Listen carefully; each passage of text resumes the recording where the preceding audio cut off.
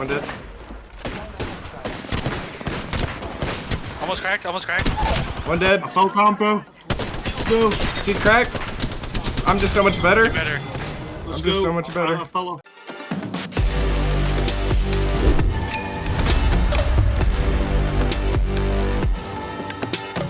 Welcome to the channel. My name is Grizzy, and today we have the ultimate Bloodhound guide. One major reason why I wanted to get more in depth with this guide on Bloodhound is because this legend can help in all forms of play. Say you're a solo player. Bloodhound is great when solo and playing with randoms. Or say you're trying to play ranked and hit a certain rank, Bloodhound can play at the highest level of ranked effectively. This legend is even commonly seen in competitive Apex, so that in itself just shows how powerful and how top tier Bloodhound is in the current meta of Apex. Like I covered in my Bangalore guide, the key to mastering any legend is to truly understand and master each legend's passive, tactical, and ultimate ability. So we're going to separate this guide into 3 separate sections. We will start off with the identity of Bloodhound, and that is the tactical ability, Eye of the Allfather. One basic tip with this tactical ability is that the tactical scan travels in a 125-degree cone in front of the scan.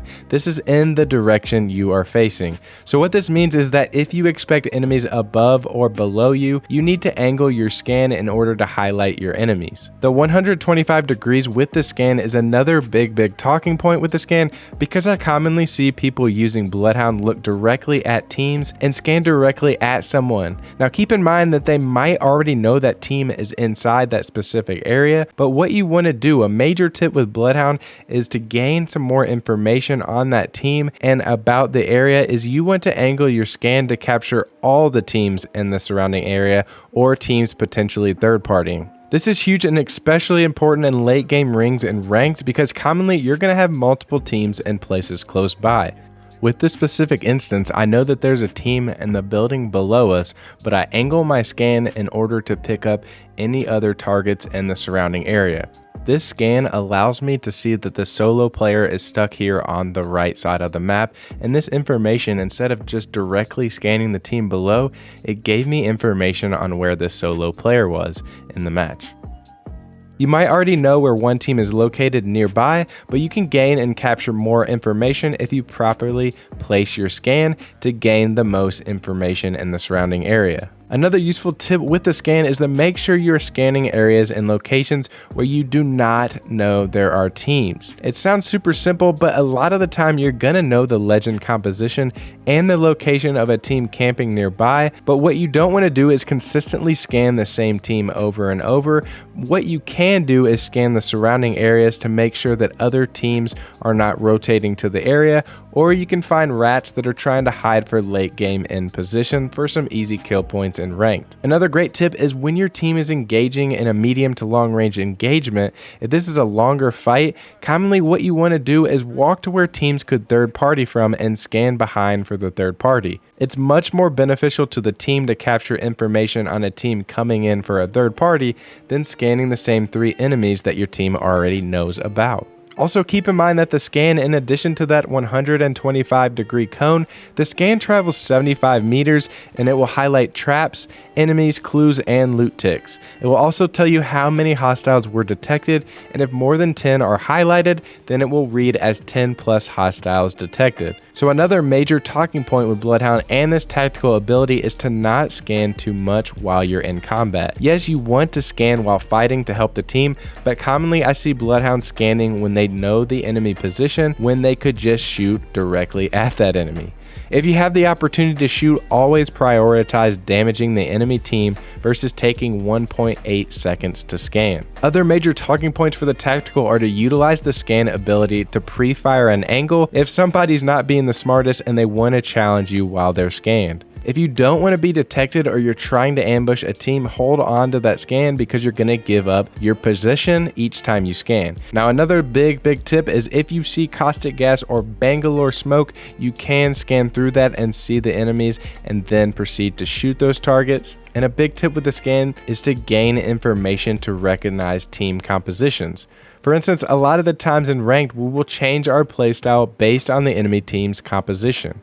For example, when we see a Revenant Octane team, we usually try and find a good distance and a location to hold off a rev push because we're always going to assume that they have the rev totem that they can push us with. Make sure you're utilizing the scan to determine what legend each team is using, and that way you can use that information to take advantage of a team's weak points. Commonly, we will see that a team does not have a Gibraltar or a way to defend Gibraltar's ultimate, so we definitely try to throw our Gibraltar ultimate on that team that can't really defend against it. One other tip with the scan is to continue to walk forward after the scan because you'll be able to pick up a further distance on your scan and see enemy teams moving towards your position. After Bloodhound's tactical, let's talk about the passive ability, but we will not spend too much time here because it isn't the most crucial part to learning Bloodhound. Bloodhound's passive is called Tracker, and actions performed by enemies leave markers that Bloodhound can see, and these markers vanish after 90 seconds. Make sure you are pinging these to your teammates so that your teammates are aware of an enemy location. Clues that have happened recently will appear red, so pay close attention to those and try to determine which direction the enemy teams are traveling. Make sure to pair your scan with the passive ability. If you find recent clues and continue to walk forward on your scan, you will find that enemy team nearby. The passive can help you distinguish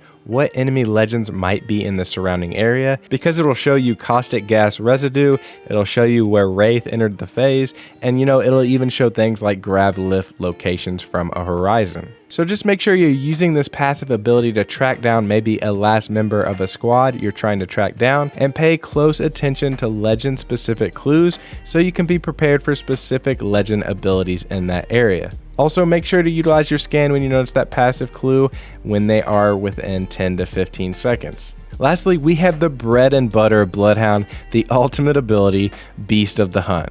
Bloodhound's charge time for the ultimate is 180 seconds, but I highly recommend using and storing one ultimate Excel in your bag at all times. This ultimate ability is an absolute game changer for both you and your team when you have it in a fight. The ult lasts 35 seconds, but downing an enemy will add an additional 5 to 15 seconds, which will increase your ultimate time. While active, the time to activate your tactical is reduced to 0.9 seconds, so try and scan as frequently as possible. Just make sure you're taking cover for scans. A huge tip with this ultimate is utilizing your speed boost. This means you need to be using weapons that are close to mid-range with Bloodhound, like the R301, Mastiff, Eva, Vault, maybe even the R99. You don't need to pop your ultimate and then take a back position with the squad and snipe because the speed boost and information that you will provide to the team is very valuable. Another tip with the ultimate ability is to make sure you're looking out for third parties. Your entire screen is going to turn black and white,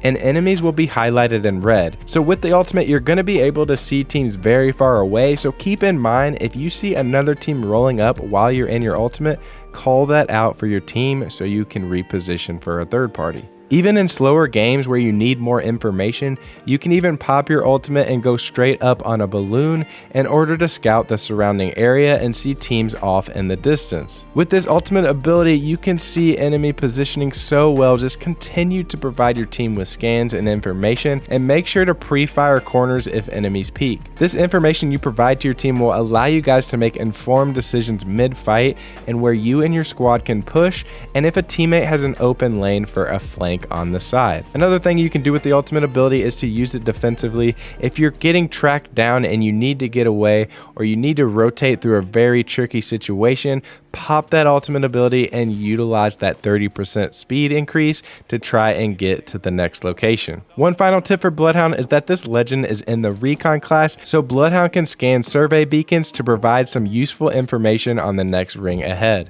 Make sure you're utilizing these beacons so you can safely rotate to the next ring position and take the best spot for endgame. Now, I hope these tips will help you guys to master Bloodhound. I know I've been having so much fun with this legend in Season 8, and it's helped me to reach Predator for this season. Continue to slay out, guys. If you have any questions, post them in the comments below, and I'll see you on the next video. I'm Grizzy, and I'm out.